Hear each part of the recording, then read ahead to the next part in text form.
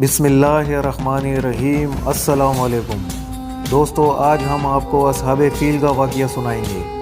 ابرہہ اپنی ہاتھیوں کی فوج کے ساتھ مکہ شریف کو شہید کرنے کے غرض سے کیوں نکلا؟ ابرہہ اور اس کی ہاتھیوں کی فوج کے ساتھ اللہ پاک نے کیا معاملہ کیا؟ یہ سب آپ کو اس ویڈیو میں ہم بتائیں گے۔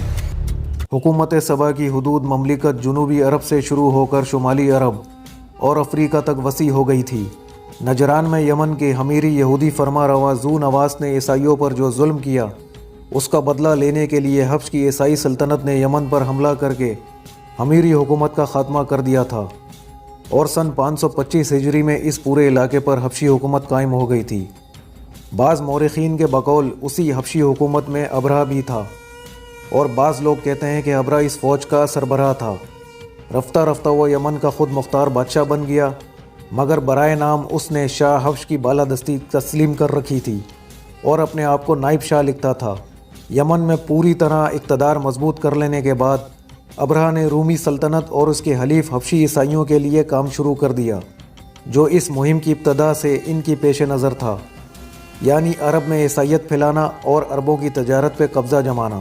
ابرہہ نے اس مقصد کے لیے یمن کے دارالسلطنت صنعا میں ایک عظیم الشان کلیسا تعمیل کرایا۔ محمد بن اسحاق کی روایت ہے کہ اس کام کی تکمیل کے بعد اس نے شاہ حبش کو لکھا کہ میں عربوں کا حج کعبے سے اس کلیسا کی طرف موڑے بغیر نہ رہوں گا۔ ابن کثیر نے لکھا ہے کہ اس نے یمن میں علل اعلان اپنے اس ارادے کا اظہار کیا اور اس کی منادی کرا دی۔ اس کے اس اعلان پر غضبناک ہو کر ایک عرب نے کسی نہ کسی طرح گرجا گھر میں گھس کر پخانہ کر ڈالا۔ اپنے کلیسا کی اس توہین پر اس نے قسم کھائی کہ میں اس وقت تک چین نہ لوں گا جب تک کعبے کو نہ ڈھا دوں۔ اس کے بعد وہ سن 570 ہجری یا 571 ہجری میں 60,000 فوج اور 13 ہاتھی لے کر مکے کی طرف روانہ ہوا۔ ثقیف کے قریب پہنچا تو بنی ثقیف کا ایک سردار مسعود اپنے وفد کے ساتھ ابرہہ سے ملا اور کہا، ہمارا بت کدہ وہ معبد نہیں جسے آپ ڈھانے آئے ہیں، وہ تو مکہ میں ہیں، اس لیے آپ ہمارے معبد کو چھوڑ دیں، ہم مکہ کا راستہ بتانے کے لیے آپ کو رہنما فراہم کیے دیتے ہیں۔ ابرہہ نے یہ بات قبول کر لی اور بنی ثقیف نے ابو رغال نامی ایک آدمی کو ان کے ساتھ کر دیا۔ جب مکہ 3 کوس رہ گیا تو المغمس نامی مقام پر پہنچ کر ابو رغال مر گیا۔ عرب مدتوں تک اس کی قبر پر سنگ باری کرتے رہے۔ بنی ثقیف کو بھی وہ سال ہر سال تک تانے دیتے رہے کہ انہوں نے لات کے مندر کو بچانے کے لیے بیت اللہ پر حملہ کرنے والوں کے ساتھ تعاون کیا۔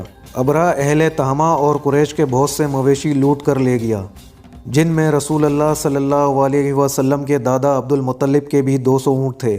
اس کے بعد اس نے اپنے ایک ایلچی کو مکہ بھیجا اور اس کے ذریعے سے اہل مکہ کو یہ پیغام دیا کہ میں تم سے لڑنے نہیں آیا ہوں، بلکہ اس گھر کعبے کو ڈھانے آیا ہوں۔ اگر تم نہ لڑو گے تو میں تمہاری جان و مال سے کوئی تعرض نہ کروں گا۔ مکے کے سب سے بڑے سردار اس وقت عبد المطلب تھے۔ ایلچی نے ان سے مل کر ابرہہ کا پیغام پہنچایا۔ انہوں نے کہا کہ ہم میں ابرہہ سے لڑنے کی طاقت نہیں ہے، یہ اللہ کا گھر ہے، وہ چاہے تو اپنے گھر کو بچا لے گا۔ ایلچی نے کہا کہ آپ میرے ساتھ ابرہہ کے پاس چلیں۔ وہ اس پر راضی ہو گئے اور اس کے ساتھ چلے گئے۔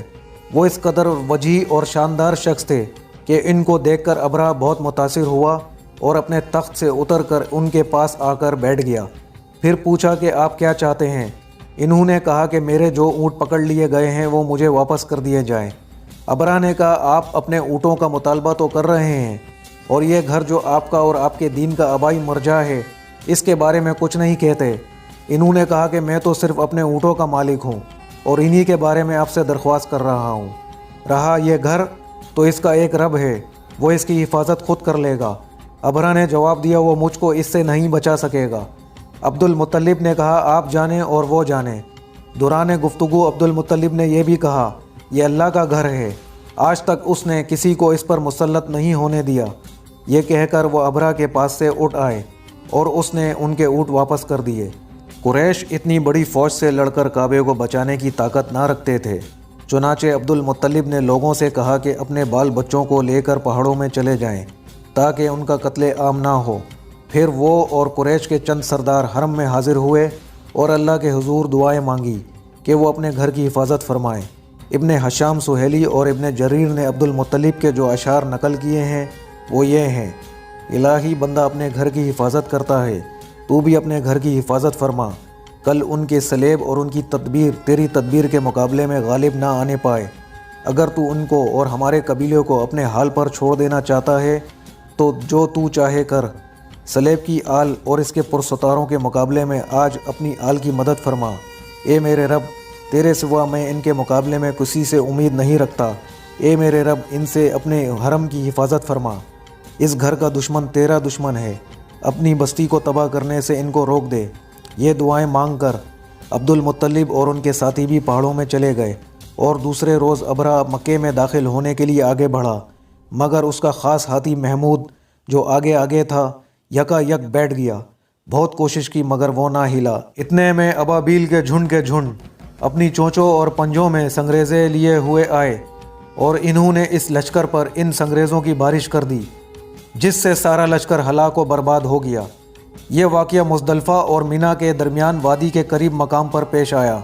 جس سال یہ واقعہ پیش آیا، اہل عرب اسے عام الفیل کہتے ہیں۔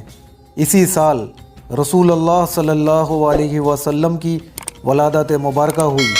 اصحاب الفیل کا واقعہ محرم میں پیش آیا تھا، جبکہ رسول اللہ صلی اللہ علیہ وسلم کی ولادت ربیع اول میں تقریباً 50 دن بعد ہوئی تھی۔